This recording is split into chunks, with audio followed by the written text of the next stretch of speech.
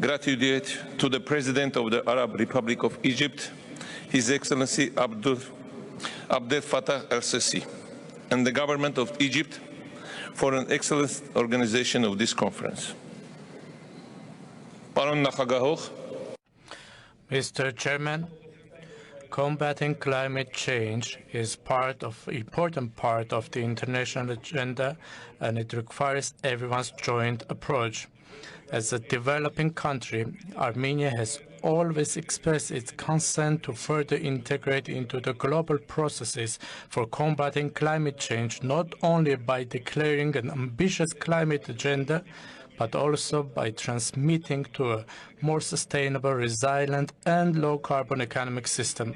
Climate change is happening even faster than it was estimated before, from most advanced to the less developed countries, to small islands, to mountainous landlocked countries like Armenia. All the humanity is not only witnessing this change, but is also impacted by it. Ecosystems are at risk, water resources are running out, floods, storms, forest fires, cases of heat and drought are becoming more frequent.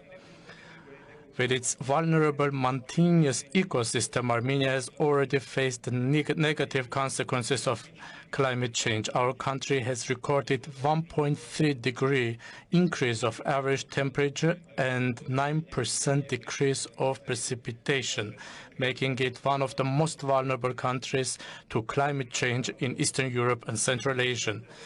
Mr. Chairman, we are well aware of the environment and the negative impact of wars on ecosystems and the environment. The impact of wars on ecosystems is different and depends on the duration of the war and the types of weapons that are being used. Unfortunately, recently Armenia faced such a challenge. On 13th of September, Armenia was attacked by Azerbaijan. The target was the sovereign territory of the Republic of Armenia, the eastern and southeastern cities, densely populated cities of Armenia, including the city of Ջերմուկ, which is known to be a touristic city, were heavily shelled.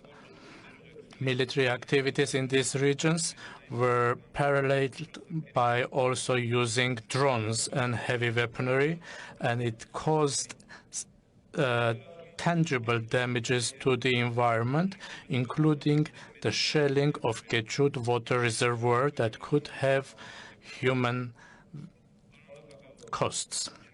Dear colleagues, Mr. Chairman, despite the challenges existing in Armenia, the climate change agenda remains priority for our government. Particularly, climate resilient and low-carbon development has been recognized as priority, which is based on the sustainable and long-term climate change adaptation strategy, on investments in large-scale afforestation, renewable energy and energy-efficient sectors, application of innovative and modern climate technology, promotion of electric mobility, and development of nuclear energy. Our country is determined to fulfill its commitments under the Paris Agreement, taking into consideration the importance of joint efforts in combating climate change. Last year, Armenia submitted a strategy for the 2021-2030 nationally determined contribution of the Republic of Armenia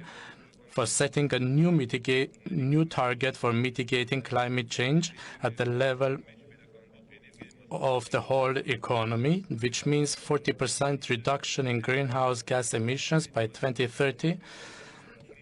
In this regard, innovative solutions, including Debt for Climate initiative, are of importance in a world where accumulated state debt deters most developing countries from receiving climate-related funds. We welcome the progress for establishing international rules under Article 6 of the Paris Agreement, the positive, although fragile achievements we had in Glasgow 1 year ago, and we expect equal and fair participation of developing countries to promote full transition of the economies of states to sustainable and carbon-neutral development.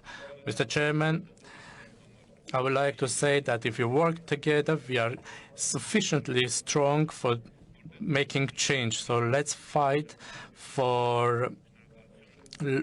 together for sustainable development and new green era where nature and humanity coexist in harmony. Thank you very much.